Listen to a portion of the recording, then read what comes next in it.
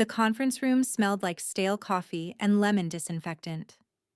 The blinds were half closed, slicing the afternoon light into thin gray lines across the table. My aunt didn't look at me when she said it.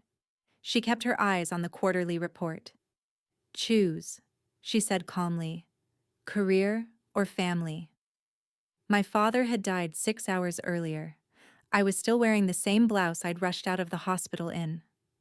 My phone rested face down beside me, full of missed calls from relatives arranging the funeral. "I need 3 days," I said quietly. She finally looked up. No anger, just calculation. "We have investors flying in. If you walk out now, don't expect your position to be waiting." The room was silent. My colleagues avoided my eyes. "Have you ever realized that humiliation doesn't have to be loud to be absolute?" I nodded. I picked up my bag. And I walked out without a word. My aunt had always believed discipline was love. And she built the company from a small import office into a respected investment firm. People admired her precision, her restraint, her refusal to bend for emotion. I used to admire it too. After college, I joined the firm like everyone expected. Family loyalty, bloodline succession. That was the unspoken rule. She trained me personally, taught me how to read risk sheets before coffee, how to spot instability in a balance sheet faster than in a person. "You don't get special treatment because you're family," she would say. I never asked for it. In fact, I worked harder than most, stayed later, double-checked contracts, took on the clients nobody wanted. I believed consistency would speak for me eventually. Have you ever convinced yourself that quiet effort would one day be acknowledged? When my father got sick the first time, I scheduled hospital visits around investor calls. I took work to waiting rooms. I answered emails from corridors that smelled of antiseptic and quiet fear. My aunt never objected, but she noticed. Every time I left early, even if I returned at night, she would glance at the clock. "Distractions cost momentum," she once said. I nodded then too, because I thought she meant the company. Looking back, I realized she meant me. The final 6 months were heavy. My father's voice grew softer, his hands thinner. I would sit beside him after work, still in heels, holding spreadsheets in one hand and his palm in the other. "Don't let work swallow you," he told me once. I smiled. It won't. But I already felt it. The day he passed, I had been presenting projections to a group of overseas investors. My phone buzzed once, twice, 3 times. I ignored it until the meeting ended. When I stepped into the hallway and listened to the voicemail, my knees didn't buckle. I didn't cry. I simply stood there, watching the office lights hum above me. And then I walked into her office. 3 days I asked for. Not 3 months, not a leave of absence. 3 days to bury my father. Her answer was not emotional. It was strategic. "If you leave now, it sends the wrong message." To whom? The investors? Or to her? Have you ever realized someone measures loyalty only by productivity? I had spent years proving I was dependable, flexible, strong, and in one sentence, she reduced my grief to inconvenience. That was the moment something shifted. Not loudly, not dramatically, just a small, quiet fracture. I walked out of that conference room thinking about my father's words. "Don't let work swallow you." And for the first time, I wondered if I had already disappeared inside it. The warning signs had always been there. I just labeled them ambition. My aunt never said family didn't matter. She simply acted as if business mattered more. Birthdays were rescheduled around board meetings. Anniversaries shortened if markets were volatile. Even holidays felt conditional, as though celebration required prior approval. I learned to adjust. When my father was first hospitalized, she called me into her office. "You're valuable here," she said, fingers steepled. "Don't let personal issues compromise that." Personal issues. That phrase stayed with me. Have you ever noticed how language can quietly shrink something sacred? I reassured her. I'd manage both. I always did. And I did. I answered client calls from the parking lot outside the oncology wing. I revised contracts at midnight. I learned the rhythm of hospital machines and financial forecasts in the same week. My aunt praised my performance publicly.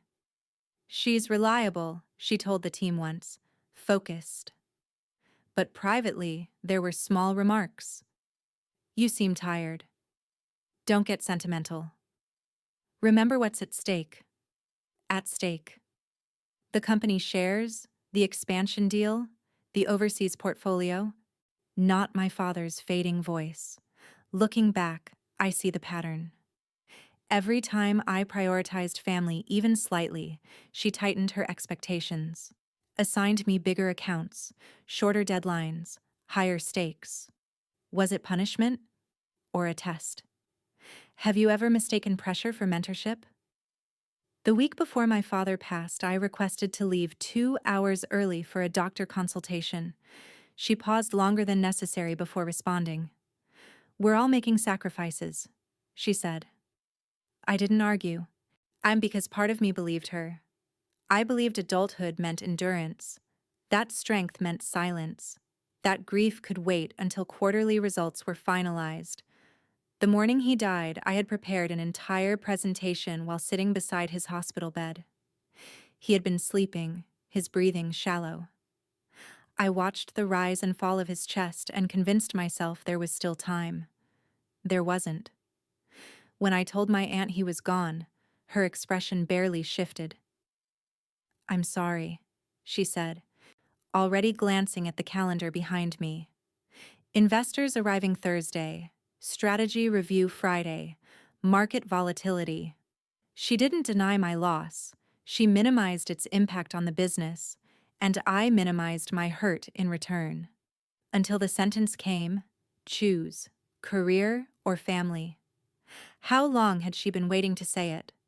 How long had I been ignoring the reality that, to her, loyalty only flowed upward? I thought I was building a future inside that firm. But maybe I was just reinforcing someone else's power. As I drove away from the office that day, my phone vibrating with messages about funeral arrangements, I realized something. The fracture inside me was widening, not because she denied 3 days, but because I finally saw the pattern clearly. And once you see it, you can't pretend it's accidental anymore. The funeral was small. My father had never liked attention.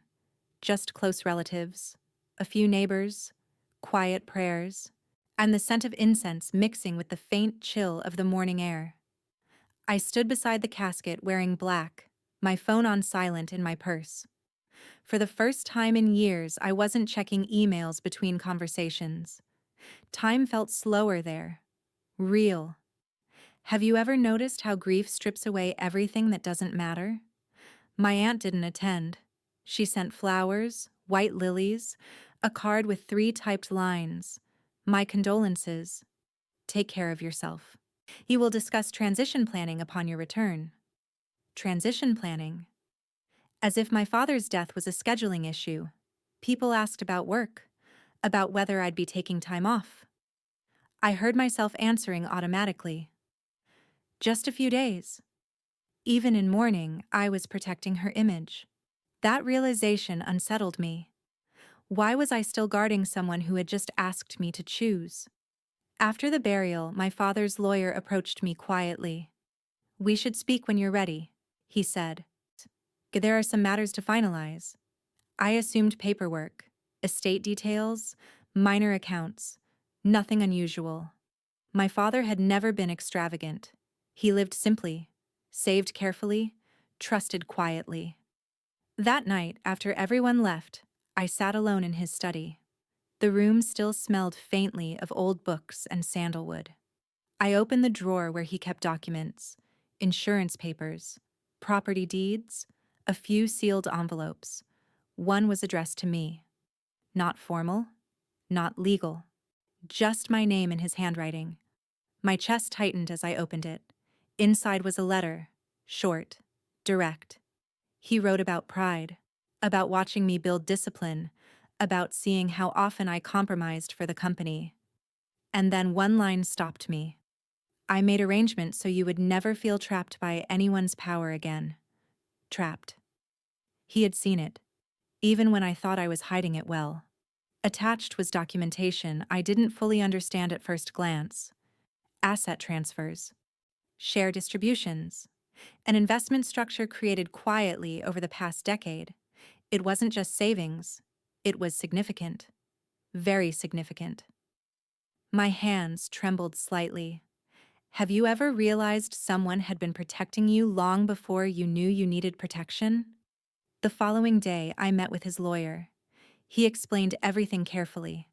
An asset portfolio, diversified internationally, trust structures, legal insulation, current valuation, $5.6 million.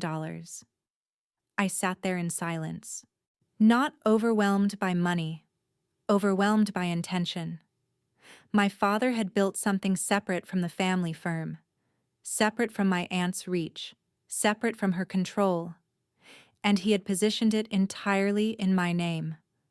Why had he never told me? The lawyer answered that question gently. He believed you'd understand the right time. The right time. I thought back to the conference room. Choose. Career or family. Maybe I already had. But not in the way she expected. I didn't touch the portfolio immediately. Grief doesn't disappear just because numbers are large. For the first few days after learning about the $5.6 million asset structure, I focused on practical things. Closing my father's accounts, canceling subscriptions, sorting through files in his study. But the knowledge sat quietly in the background. Security, leverage, choice. Have you ever realized how different your posture feels when you're no longer financially dependent on someone's approval? The portfolio wasn't tied to my aunt's firm. It was structured through independent trusts and offshore custodians, clean, legal, separated by design. My father had been deliberate. He hadn't tried to compete with my aunt. He had quietly created an alternative. That realization reshaped something inside me.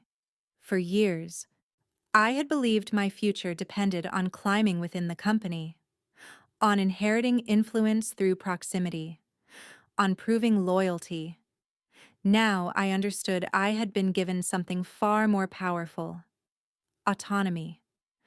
I returned to the office 3 days after the funeral. No drama, no announcement, just my badge against the scanner and the familiar hum of fluorescent lights. My aunt called me into her office within minutes. "You're back sooner than expected," she said. Her tone wasn't cruel, and it was measured. "I handled what I needed to," I replied. She studied me. There was something in her eyes I hadn't seen before. Calculation. Perhaps she assumed grief would make me softer, more compliant. Instead, I felt steady, not angry, just clear. "I trust you understand the importance of timing," she continued. "Investors appreciate consistency." "I understand timing," I said calmly. Have you ever spoken words that carry a different meaning than the listener realizes? Over the next week, I reviewed my responsibilities with fresh eyes: the accounts I managed, the client relationships, the internal systems only I fully understood. For the first time, I evaluated not how I could prove myself, but how replaceable I actually was. And the answer surprised me. I wasn't. Not immediately, not without disruption. That knowledge wasn't arrogance, it was awareness. My aunt believed control came from authority, but sometimes control comes from information, from leverage, from knowing where the real power sits. At night, I met with my father's lawyer and an independent financial advisor. We reviewed options, trust modifications, asset relocation, jurisdictional shifts, everything legal, everything structured. Not revenge, protection. Have you ever noticed that quiet preparation feels more powerful than confrontation? I wasn't planning to hurt her. I was planning to ensure she could never corner me again. Because the moment she said, choose, she revealed something critical. She believed I had nowhere else to stand. She was wrong. And I was about to move in a way she and her legal team would never anticipate. The investors arrived the following Thursday. The office felt sharper that morning, polished floors, fresh flowers at reception. My aunt moved through the space like a general before inspection. I wore the same neutral suit I always wore for major meetings. Calm, professional, predictable. Inside, however, and I was no longer operating from the same foundation. Have you ever realized that the most powerful shifts happen before anyone else notices? During the presentation, I delivered numbers flawlessly: market projections, risk assessments, growth forecasts. My aunt watched me carefully, as she always did. But this time, I wasn't seeking her approval. I was measuring her dependence. The clients asked detailed questions. I answered without hesitation. And the portfolio I managed represented a substantial portion of the firm's liquidity pipeline. If I walked away abruptly, it would cause friction. Not collapse, but friction. After the meeting, she closed her office door. "You handled that well," she said. A rare compliment. "I've always handled it well," I replied. A pause. "You seem different," she added. Different how? Detached. The word lingered in the air. Detached. Not emotional, not reactive, not seeking. She wasn't wrong. Grief had clarified something in me, but what truly shifted was leverage. That night, I finalized the relocation. The $5.6 million portfolio was restructured into a protective holding entity beyond domestic litigation reach, fully compliant, fully documented, beyond her firm's influence. It took hours of secure calls, digital signatures, international confirmations. When the final notification arrived, I sat back in my apartment and exhaled slowly. It wasn't about hiding money. It was about eliminating vulnerability. Have you ever secured your independence quietly while someone still believed you were cornered? The next morning, I submitted a formal notice. Not a resignation, a restructuring proposal. I outlined a transition plan for my accounts over the next 60 days. Professional, measured, no emotion attached. My aunt read it in silence. "You're leaving?" she asked. "I'm repositioning," I replied. "For what?" "For freedom." She leaned back in her chair. "You won't have the same backing elsewhere," she said. I held her gaze. "I won't need it." That was the moment she understood. Not about the asset, about the shift. She had believed my loyalty was bound by necessity, but necessity had just disappeared. And without that, her leverage over me dissolved. The office atmosphere changed almost immediately, not dramatically, subtly. Conversations paused when I walked by. My aunt's tone became overly neutral, as if she were recalibrating her strategy in real time. She never asked directly about the asset. She didn't know the details, but she sensed something had shifted beyond her reach. Have you ever watched someone realize they no longer control the board? During my final weeks, I documented everything carefully: client histories, transition notes, strategic summaries. I made sure my departure could not be framed as sabotage. Professional, clean, undeniable. My aunt called me into her office one last time before the official transition began. "You're making an emotional decision," she said calmly. "I'm making a strategic one," I replied. She studied me, searching for weakness. "There's no security outside the structure," she continued. I almost smiled. Security. That word used to intimidate me. Now it felt ironic. "I've secured myself," I said evenly.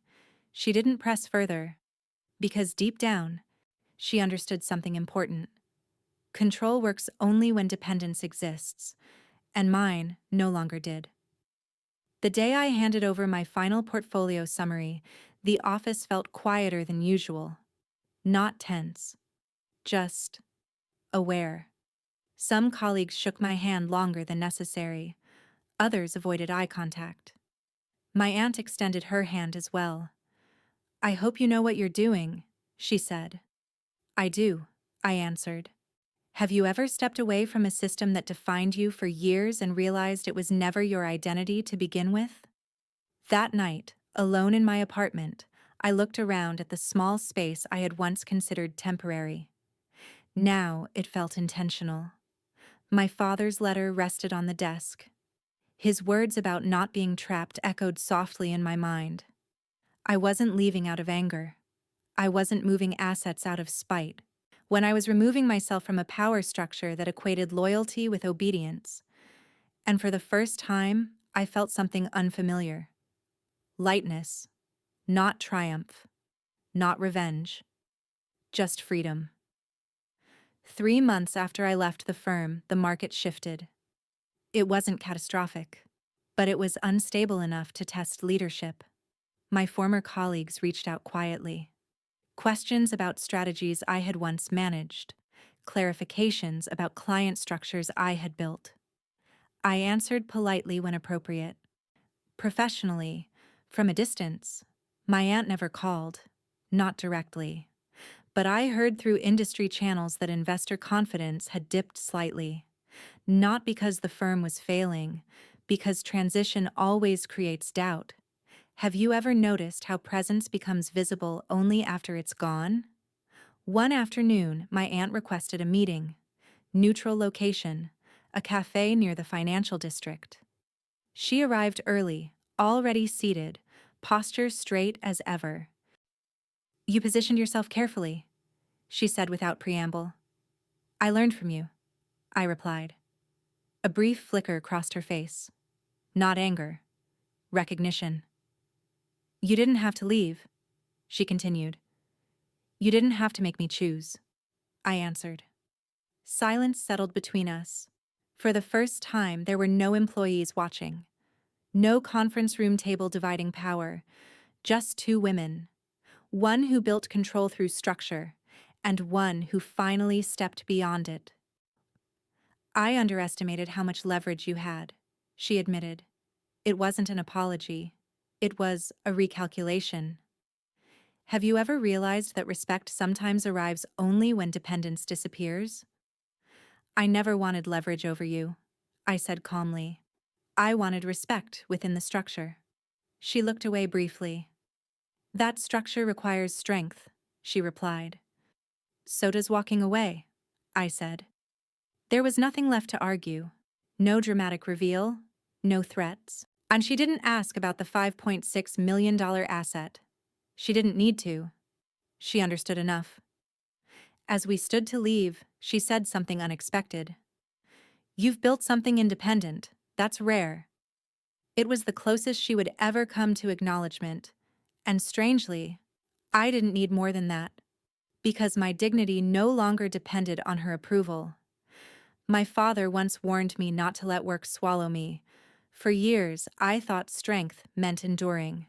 Now I know strength sometimes means relocating, protecting, redefining. If this story resonates with you, if you've ever been told to choose between loyalty and self-respect, pause and ask yourself something. Is the structure you're inside built to empower you or contain you? You don't have to burn bridges. Sometimes you simply outgrow them. This wasn't revenge. It was recalibration. And it was only the beginning of building power on my own terms. If this journey felt familiar, share your thoughts below. What would you have chosen?